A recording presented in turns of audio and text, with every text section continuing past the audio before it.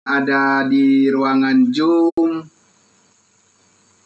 maupun yang ada di live streaming Facebook dan juga sebentar yang ada di YouTube kita. Selamat malam semuanya, Bapak Ibu sekalian, salam sehat buat kita semuanya. Terima kasih atas kehadiran daripada Bapak Ibu semuanya.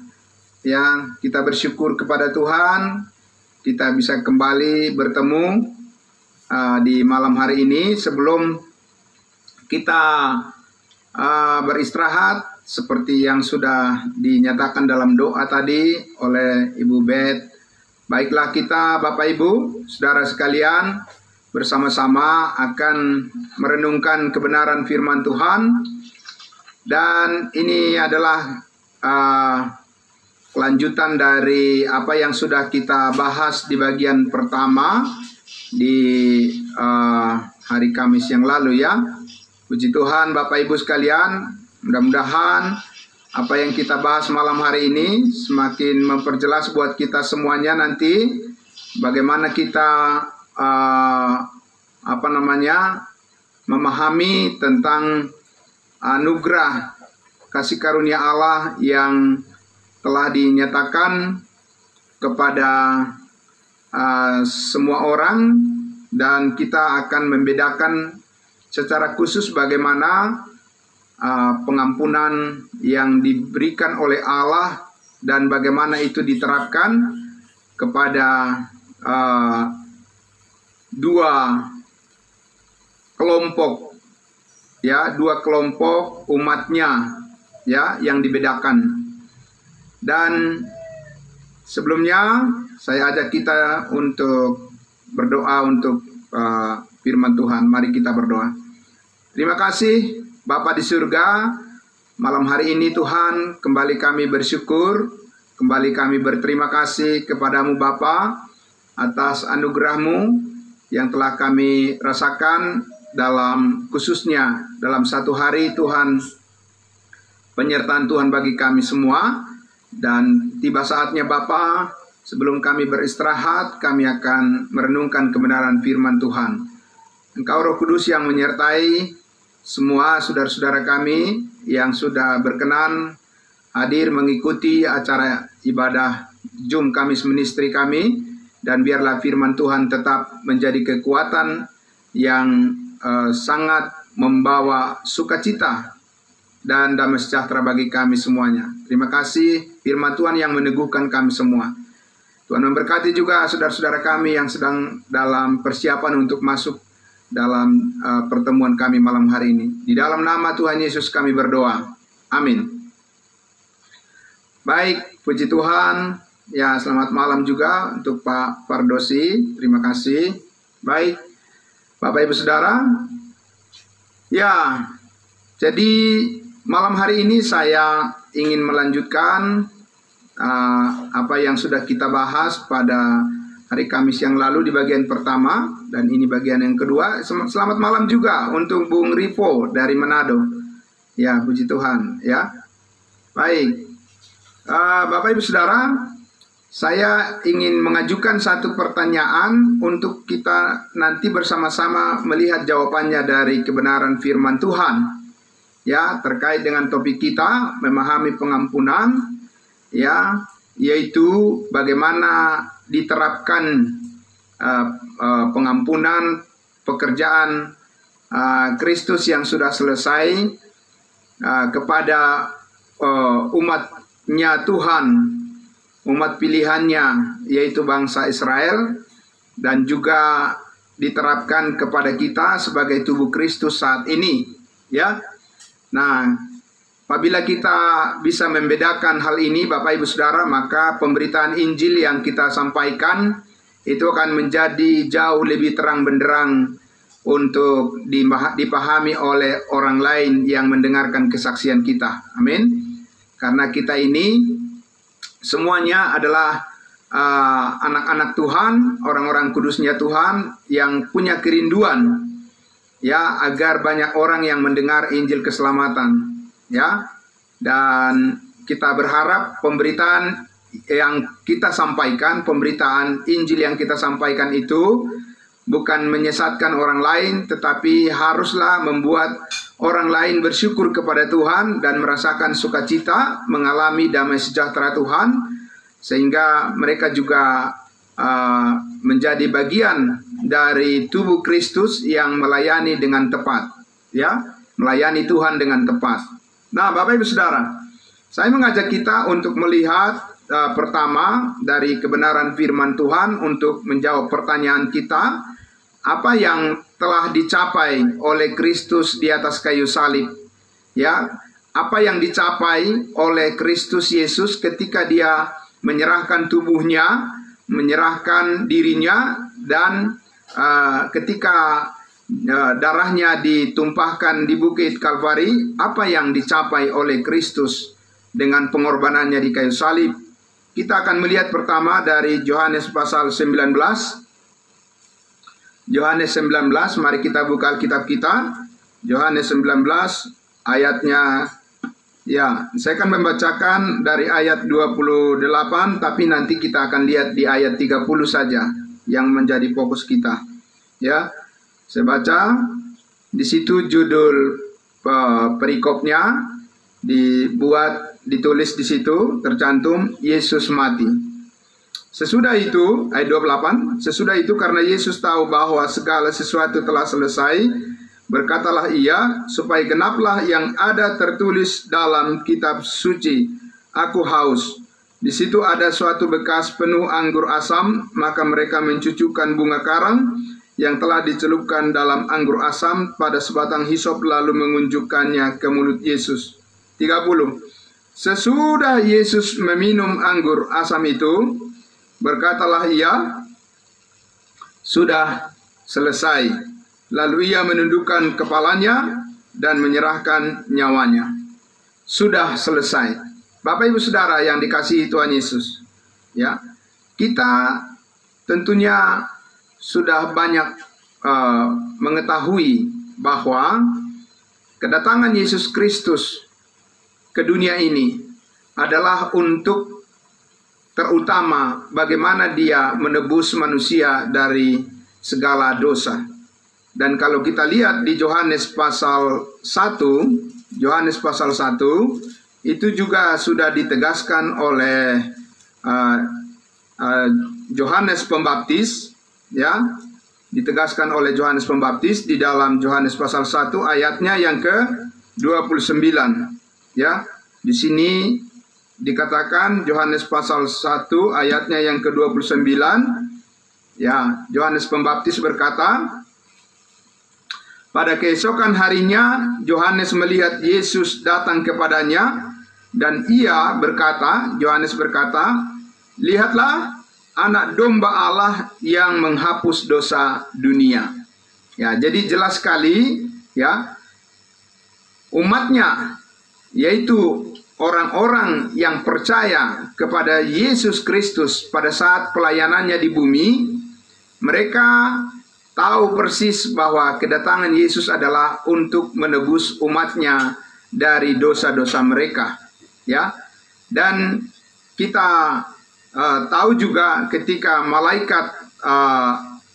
malaikat Tuhan menjumpai Maria, ya, ketika memberitahukan kepadanya tentang maksud daripada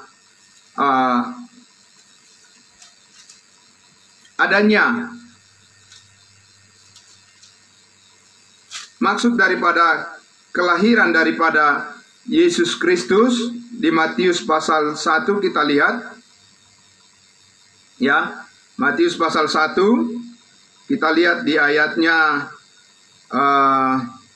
yang ke-21, ya.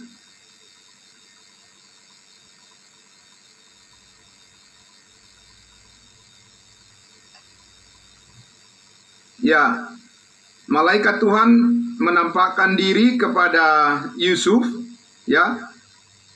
Dikatakan di ayatnya yang ke-21, ia akan melahirkan anak laki-laki. Siapa ia? Maria maksudnya, tunangannya Yusuf.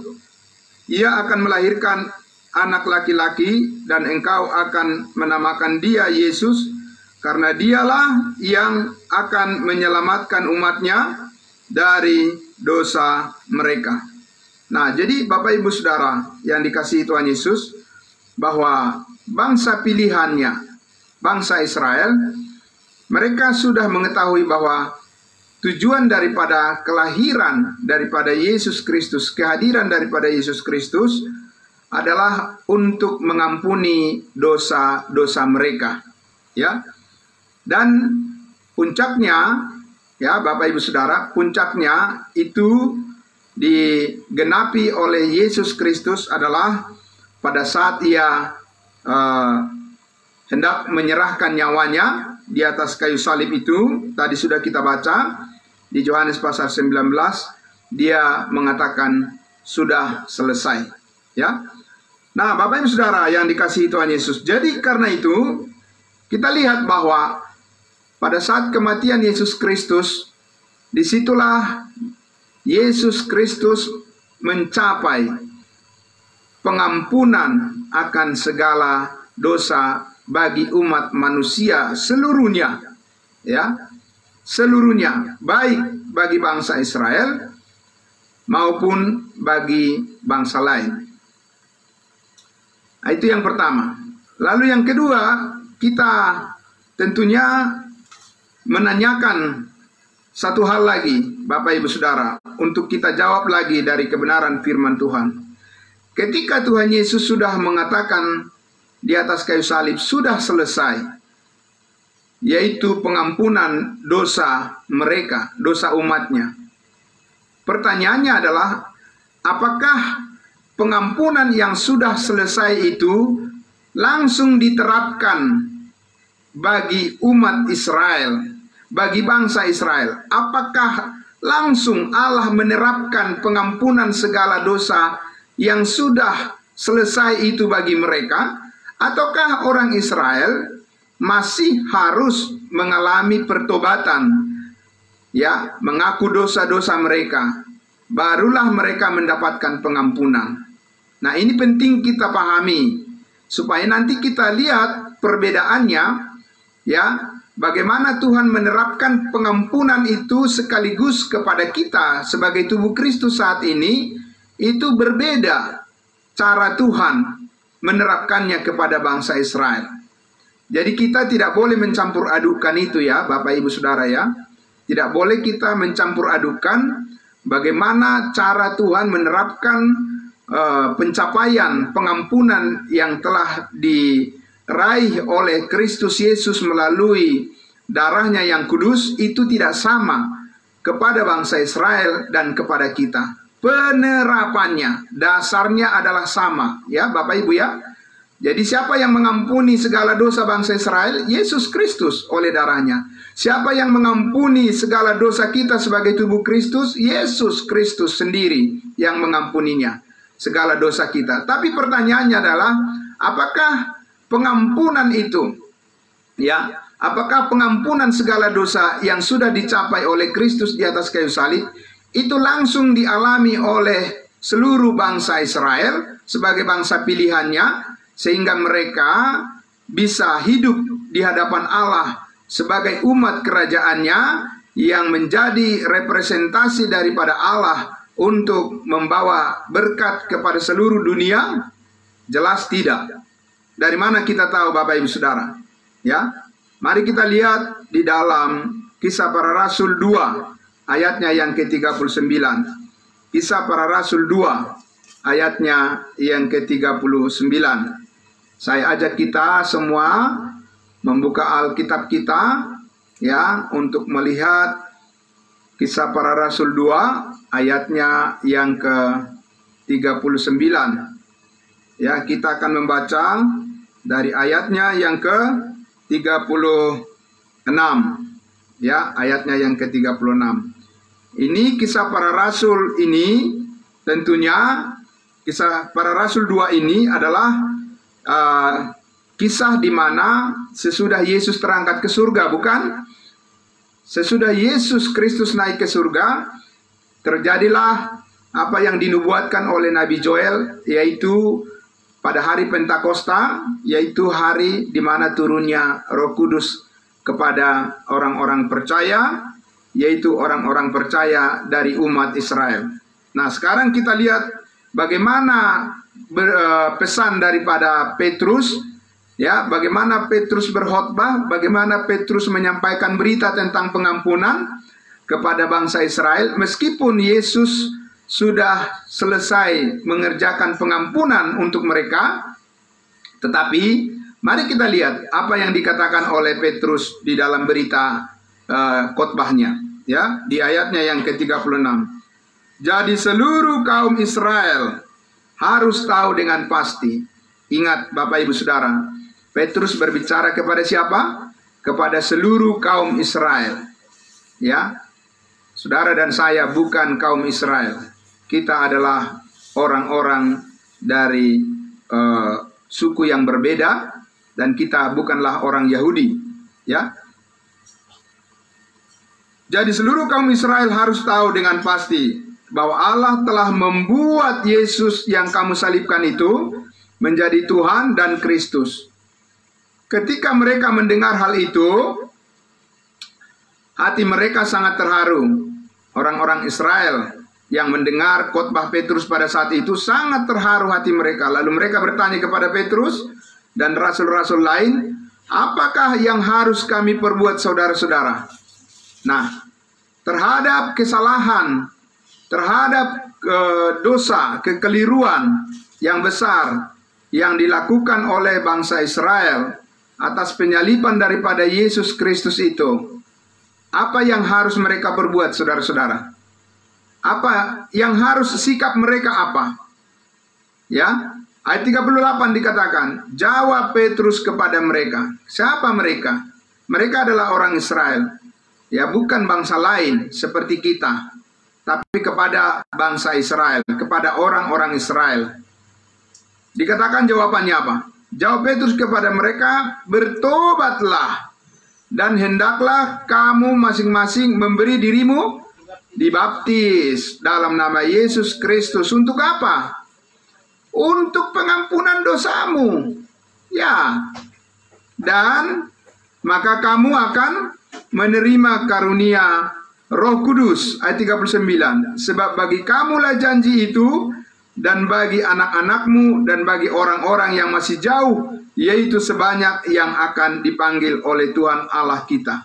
Jadi kita lihat di situ Bapak Ibu Saudara, bahwa Petrus meminta orang Israel supaya bertobat dalam rangka untuk meraih atau dalam rangka untuk mengalami pengampunan dosa mereka, ya, dan juga supaya mereka mengalami bagaimana mereka menerima karunia daripada Roh Kudus, ya, Bapak Ibu Saudara. Jadi kita lihat di situ sekali lagi, meskipun Tuhan Yesus sudah mengampuni segala dosa mereka orang Israel di atas kayu salib, tetapi tidak serta-merta hal itu langsung diterapkan kepada seluruh bangsa Israel sebagai bangsa pilihan Tuhan. Kenapa Bapak Ibu Saudara? Kenapa demikian? Ya, padahal Yesus berkata sudah selesai, tapi bagi bangsa Israel belum selesai. Kenapa? Karena bangsa Israel tersandung oleh salib Kristus. Ya, bangsa Israel tersandung karena dosa yang mereka lakukan dengan penyaliban yang mereka lakukan terhadap Mesias, ya, Yesus Kristus juru selamat. Nah, Bapak Ibu Saudara, karena itu mereka harus bertobat, harus menyadari bahwa apa yang mereka lakukan kepada Mesias itu adalah sebuah dosa yang besar, ya. Jadi mereka harus bertobat supaya mereka menerima pengampunan atas dosa yang mereka lakukan, ya. Nah, Bapak Ibu Saudara, kemudian disinilah kita lihat bahwa, ya, perbedaan antara bagaimana pengampunan itu diterapkan oleh Allah kepada bangsa Israel dan kepada kita bangsa lain itu adalah satu hal yang sangat berbeda. Ya, mari kita lihat lagi apa yang dipahami oleh Yohanes. Apa yang dipahami oleh Yohanes, murid Yesus, salah satu dari 12 rasul. Apa yang dia katakan tentang hal pengampunan bagi bangsa Israel. Kita lihat 1 Yohanes pasal 1. 1 Yohanes pasal 1. Mari Bapak Ibu, 1 Yohanes pasal 1. Kita lihat di ayatnya yang ke-8, ya, 9 dan 10. Ya, 1 Yohanes 1 ayat 8, 9, dan 10. Nanti fokus kita adalah di ayatnya yang ke-9. Saya membacakannya. Jika kita berkata bahwa kita tidak berdosa, maka kita menipu diri kita sendiri dan kebenaran tidak ada di dalam kita. Ya, jadi ini Yohanes sudah jelas secara spesifik menyatakan dengan kata-kata kita, bahwa kita, ya, kita siapa di sini? Tentu saja Yohanes sebagai murid Yesus, 12 murid Yesus, dia berbicara dan menulis surat kepada orang Israel, bukan kepada kita, tubuh Kristus, bangsa lain, tapi kepada orang Israel. Bagaimana? Dikatakan bahwa mereka harus mengaku bahwa mereka adalah orang-orang yang berdosa. Ya, kenapa? Karena tentu mereka tahu bahwa apa yang mereka lakukan terhadap anak Allah itu adalah belakangan mereka menyadari itu adalah dosa yang sangat besar. Ya, mereka menyalibkan raja mereka. Ayat 9. Jika kita mengaku dosa kita, nah ini prosesnya, proses pengampunan bagi mereka. Jika kita mengaku dosa kita, maka Ia adalah setia. Siapa Ia? Allah setia dan adil, sehingga Ia akan mengampuni segala dosa kita. Masih akan. Jadi masih di dalam proses penantian. Ya, sehingga Ia, Allah, akan mengampuni segala dosa kita dan menyucikan kita dari segala kejahatan. Jadi orang Israel, Bapak Ibu Saudara, mereka masih di dalam penantian, masih dalam pengharapan akan diampuni dari segala dosa mereka. Jadi apa yang dicapai oleh Kristus di atas kayu salib, yaitu pengampunan segala dosa, itu belum diterapkan sepenuhnya kepada mereka. Mereka belum mengalami sepenuhnya, Bapak Ibu. Mereka masih menanti-nantikan. Jadi itu sebabnya, maka tidak heran, ya, kalau bangsa Israel, kalau orang-orang Israel berharap supaya Tuhan mengampuni dosa-dosa mereka, ya itu benar. Ya, itu benar sekali. Nah, persoalannya adalah kenapa kita dalam kekristenan saat ini, kenapa di dalam kekristenan saat ini, di mana kita bukanlah orang Israel, kenapa kita jadi ikut-ikutan, begitu kan? Kenapa kita jadi ikut-ikutan untuk minta supaya Tuhan mengampuni dosa-dosa kita? Apakah memang pengampunan itu belum diterapkan sepenuhnya kepada kita?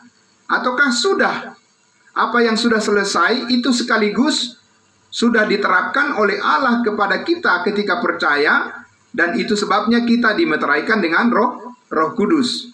Ya, jadi ini hal yang berbeda, Bapak Ibu Saudara. Jadi kenapa? Ya, sekali lagi Yohanes menulis bahwa dikatakan kita harus mengaku dosa kita. Siapa kita? Siapa kita? Bukan kita sebagai tubuh Kristus, tapi itu adalah berbicara kepada mereka sebagai bangsa Israel yang telah menyalibkan Yesus Kristus, dan mereka telah tersandung dengan apa yang mereka dilakukan oleh orang Israel dengan penyaliban Mesias Yesus Kristus sebagai raja mereka. Ya. Nah, Bapak Ibu Saudara, saya mengajak kita lagi untuk melihat di dalam Yakobus pasal 5. Nah, kembali kita lihat lagi apa yang dikatakan oleh Yakobus. Ini Yakobus adalah saudara daripada Yesus Kristus, anak dari Maria. Nah, kita lihat juga Yakobus mengatakan di dalam Yakobus pasal 5 ayatnya yang ke-15. Dia juga berbicara tentang pengampunan. Bagaimana mereka mengerti tentang pengampunan. Yakobus pasal 5 ayatnya yang ke-15. Saya membacakan dari ayat 13. Kalau ada seorang di antara kamu yang menderita, baiklah ia berdoa. Kalau ada seorang yang bergembira, baiklah ia menyanyi. Kalau ada seorang di antara kamu yang sakit, baiklah ia memanggil para penatua jemaat, supaya mereka mendoakan dia serta mengolesnya dengan minyak dalam nama Tuhan. Ayat 15. Dan doa yang lahir dari iman akan menyelamatkan orang sakit itu, dan Tuhan akan membangunkan dia, dan jika ia telah berbuat dosa, maka dosanya itu akan diampuni. Akan, bukan telah. Ya, akan, berarti masih nanti, prosesnya masih berlangsung untuk hari yang akan datang. Bukan sudah selesai diterapkan pengampunan itu, Bapak Ibu Saudara, bagi orang Israel. Dari mana kita tahu bahwa ini ditulis oleh Yakobus kepada orang Israel? Dari mana kita tahu? Dan ini bukan ditulis firman ini untuk kita sebagai tubuh Kristus. Tahu dari mana kita, Bapak Ibu? Mari kita lihat Yakobus, surat Yakobus pasal 1. Kita mundur ke pasal 1. Ya. Yakobus pasal 1. Yakobus pasal 1 ayat 1. Ya, sudah Bapak Ibu semua? Baik, saya akan membacakan Yakobus pasal 1. Salam dari Yakobus, hamba Allah, dan Tuhan Yesus Kristus, kepada kedua belas suku di perantauan. 12 suku, siapa 12 suku? Apakah ada suku saudara yang hadir di sini, di sana, dalam bilangan ke-12 suku itu? Tidak. Itu adalah ke-12 suku bangsa Israel. Kepada mereka lah Yakobus berbicara, bahwa dikatakan tadi bahwa apabila ada di antara mereka yang berbuat dosa, maka dipanggil penatua untuk berdoa sehingga Tuhan akan mengampuni mereka, akan mengampuni. Jadi mereka masih berpikir dan mereka masih berharap bahwa pengampunan itu adalah untuk hari yang akan datang. Ya, oke. Saya mengajak kita untuk melihat kapan persisnya bahwa pengampunan segala dosa itu akan diterapkan kepada umat Israel. Kapan, Bapak Ibu Saudara? Kapan persisnya Tuhan terapkan pengampunan segala dosa yang sudah dicapai oleh Kristus di atas kayu salib bagi mereka? Mari kita lihat di dalam Roma pasal 11. Roma pasal 11. Ini Rasul Paulus, rasul kita, rasul bangsa lain, menjelaskan tentang kapan dan bagaimana pengampunan pada finalnya nanti akan diterapkan oleh Allah kepada umatnya Israel. Roma pasal 11. Roma pasal 11 ayatnya yang kita lihat di ayatnya yang ke-25 sampai 27. Ya. 25 sampai 27. Tapi fokus kita nanti adalah di ayatnya yang ke-27. Di situ judul perikopnya dibuat di situ apa? Penyelamatan Israel.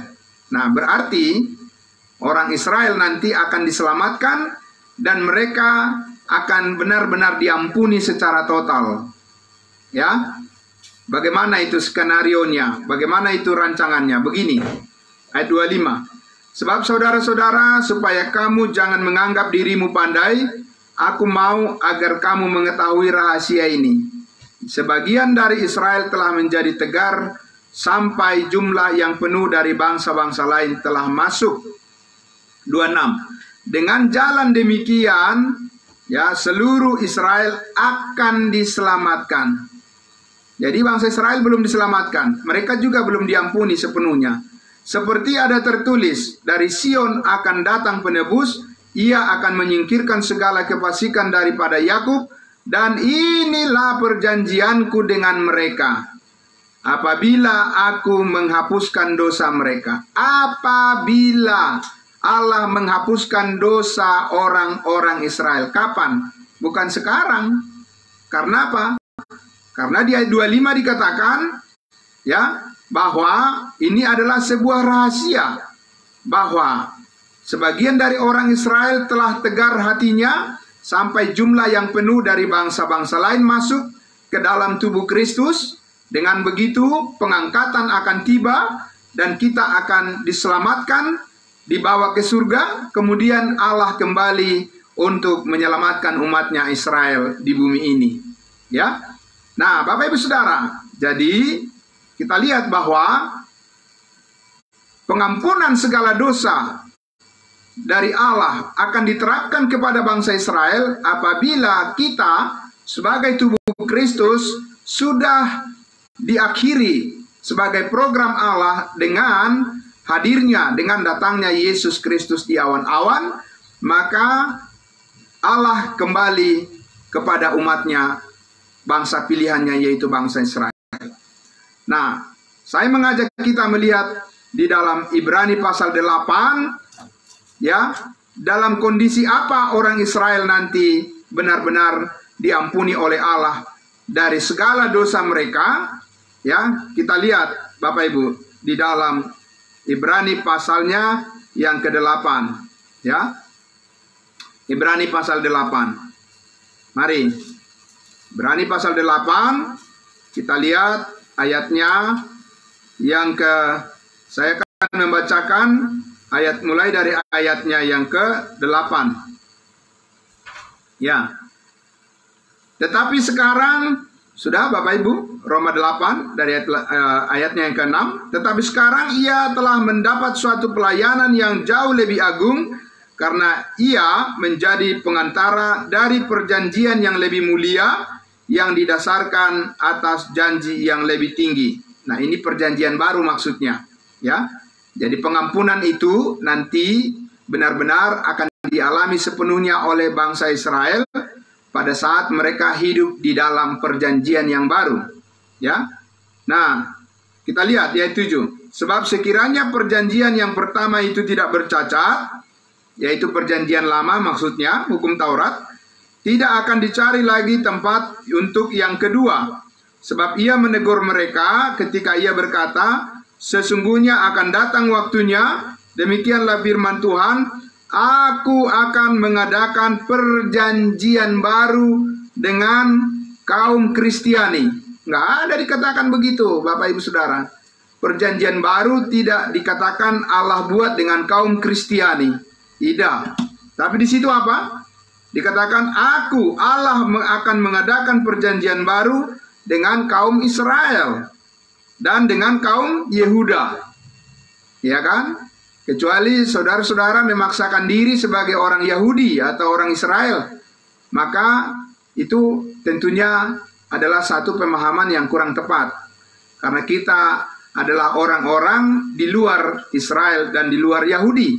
Jadi kepada mereka lah Allah mengadakan perjanjian baru, karena Tuhan akan benar-benar mengampuni segala dosa mereka nanti. 9. Ayat 9. Bukan seperti perjanjian yang telah kuadakan dengan nenek moyang mereka, karena pada waktu aku memegang tangan mereka untuk membawa mereka keluar dari tanah Mesir, sebab mereka tidak setia kepada perjanjianku, dan aku menolak mereka, demikian firman Tuhan. 10. Maka inilah perjanjian yang kuadakan dengan kaum Israel. Sekali lagi, dengan kaum Israel.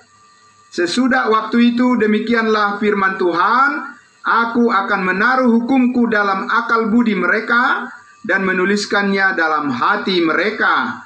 Maka aku akan menjadi Allah mereka dan mereka akan menjadi umatku. Dan mereka tidak akan mengajar lagi sesama warganya atau sesama saudaranya dengan mengatakan kenallah Tuhan, sebab mereka semua besar kecil akan mengenal aku. Bayangkan itu Bapak Ibu Saudara. Jangankan saling mengampuni, ya, ketika mereka sudah masuk di dalam perjanjian baru, ya, orang Israel ketika sudah hidup dalam suasana perjanjian baru, nanti, bukan sekarang, mereka dikatakan tidak perlu saling mengajar lagi seperti kita bersama-sama lakukan pada malam hari ini. Mereka tidak perlu saling belajar satu dengan yang lain. Kenapa? Karena Tuhan sudah menaruh di dalam akal budi mereka hukum yang sempurna, ya, hukum Taurat baru yang didasarkan pada kasih Tuhan Yesus, yang mana Dia telah berkorban mati bagi mereka, dan Tuhan mengampuni benar-benar segala dosa mereka, bangsa Israel. Maka mereka memiliki akal budi yang baru, dan tentunya yang diajarkan oleh Roh Kudus kepada mereka, sehingga mereka tidak perlu saling belajar lagi satu dengan yang lain. Nah, itu kapan terjadi, Bapak Ibu Saudara? Ayat 12 dikatakan, ayat 12, sebab aku akan menaruh belas kasihan terhadap kesalahan mereka. Akan, ya, dan tidak lagi mengingat dosa-dosa mereka. Kapan? Nanti, Bapak Ibu Saudara, secara totalitas Tuhan akan mengampuni bangsa Israel ketika Yesus datang kedua kali. Ulang sekali lagi. Ketika Yesus Kristus datang ke bumi ini sesuai dengan janjinya kepada murid-muridnya dulu, pada saat kedatangannya yang pertama, Yesus berjanji Dia akan datang kedua kali di Bukit Zaitun. Disitulah Tuhan benar-benar pada saat kedatangan kedua kali nanti di bumi, disitulah Tuhan mengampuni secara totalitas bangsa Israel, umat pilihannya. Dan Tuhan tidak mengingat lagi akan dosa-dosa mereka. Disitulah diterapkan pengampunan total kepada mereka. Ayat 13. Oleh karena Ia berkata-kata tentang perjanjian yang baru, Ia menyatakan yang pertama sebagai perjanjian yang telah tua dan telah menjadi tua, dan apa yang telah menjadi tua dan usang telah dekat kepada kemusnahannya. Bapak Ibu Saudara, jadi perjanjian baru, kapan perjanjian baru itu akan terjadi di bumi ini, Bapak Ibu Saudara? Ketika Tuhan Yesus datang kedua kali, maka Yesus Kristus membangkitkan bangsa Israel sebagai kepala, menjadi imam-imam yang rajani, akan menjadi pelayan-pelayan Tuhan di bumi ini, dan mereka memasuki kerajaan 1000 tahun di bumi ini.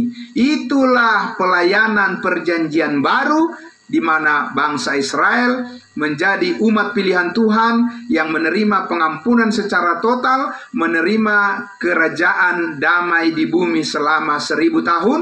Bangsa Israel akan menjadi kepala dan bangsa lain akan menjadi ekor. Artinya bangsa lain akan mengikuti kemana bangsa Israel menyembah, yaitu di Yerusalem. Amin. Bapak Ibu Saudara, sekarang kita lihat Bapak Ibu, lalu kepada kita saat ini sebagai tubuh Kristus, sebagai orang yang percaya kepada Injil kasih karunia Allah, sebagai orang-orang yang berada di dalam program pelayanan Kristus yang surgawi, bagaimana pengampunan itu? Apakah pengampunan kita adalah masih menantikan? Apakah pengampunan kepada kita adalah masih akan terjadi nanti, ataukah kita sudah menerima pengampunan itu secara totalitas ketika kita percaya? Di mana bedanya Bapak Ibu Saudara? Mari kita lihat di dalam Roma pasal 6 ayatnya yang ke-10.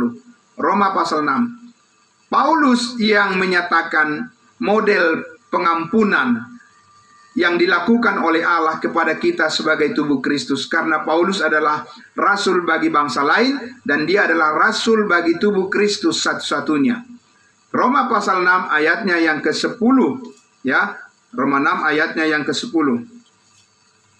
Saya bacakan untuk kita semua. Sebab kematiannya, Roma 6 ayat 10, sebab kematiannya, kematian Kristus adalah kematian terhadap dosa satu kali dan untuk selama-lamanya, dan kehidupannya adalah kehidupan bagi Allah. Bapak Ibu Saudara, di sini Paulus jelas sekali mengatakan bahwa kematian Kristus adalah kematian terhadap dosa, dan pengampunan yang diberikan kepada kita adalah sekali untuk selama-lamanya. Saya mengajak kita lagi untuk melihat di dalam Efesus pasal 2. Efesus pasal 2, ya. Kita lihat Efesus pasal 2 ayatnya yang ke-15. Efesus pasal 2 ayatnya yang ke-15. Saya akan membacakan untuk kita semua. Efesus 2 ayat 15. Sebab dengan matinya sebagai manusia, Yesus Kristus tentunya, sebab dengan matinya sebagai manusia, ia telah membatalkan hukum Taurat dengan segala perintah dan ketentuannya, untuk menciptakan keduanya menjadi satu manusia baru di dalam dirinya, dan dengan itu mengadakan damai sejahtera. Ayat 16, dan untuk memperdamaikan keduanya di dalam satu tubuh dengan Allah oleh salib, dengan melenyapkan perseteruan pada salib itu. Bapak Ibu Saudara yang dikasihi Tuhan Yesus, di dalam tubuh Kristus, di mana kita adalah anggotanya, dikatakan pertama-tama, dikatakan di situ bahwa dengan matinya Kristus, Allah membatalkan hukum Taurat dengan segala perintah dan ketentuannya.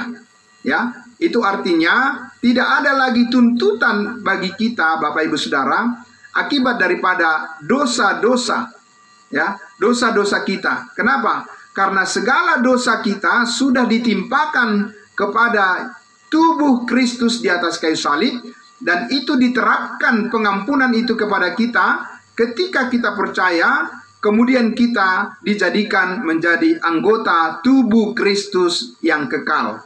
Anggota tubuh Kristus yang kekal, yang abadi, Bapak Ibu Saudara. Dan itulah yang disebut dengan manusia baru. Jadi, Bapak Ibu Saudara, kita sebagai manusia baru melihat diri kita di dalam Kristus adalah orang-orang yang telah menerima pengampunan itu sekali untuk selama-lamanya. Amin. Dan inilah yang membawa damai sejahtera. Orang-orang yang masih merasa bahwa dirinya adalah orang yang berdosa, dan orang yang merasa belum diampuni atas segala dosanya, tidak bisa merasakan damai sejahtera itu sepenuhnya. Tidak bisa.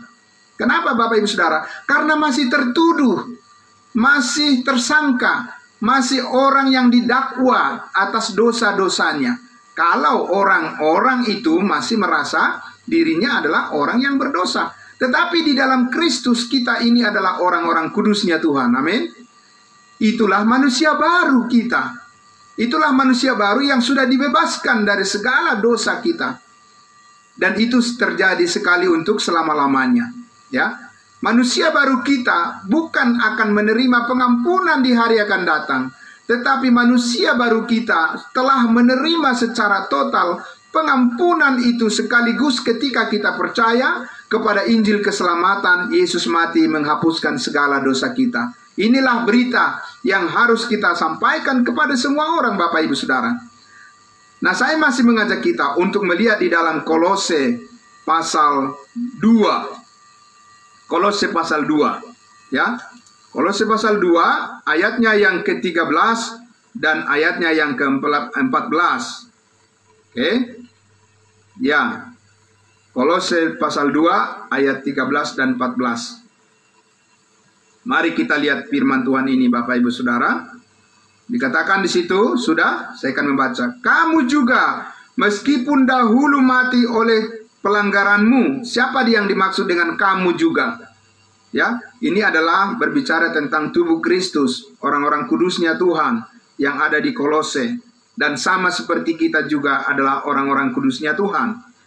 Kamu juga meskipun dahulu mati oleh pelanggaranmu dan oleh karena tidak disunat secara lahiriah, telah dihidupkan Allah bersama-sama dengan Dia sesudah ia mengampuni segala pelanggaran kita. Amin.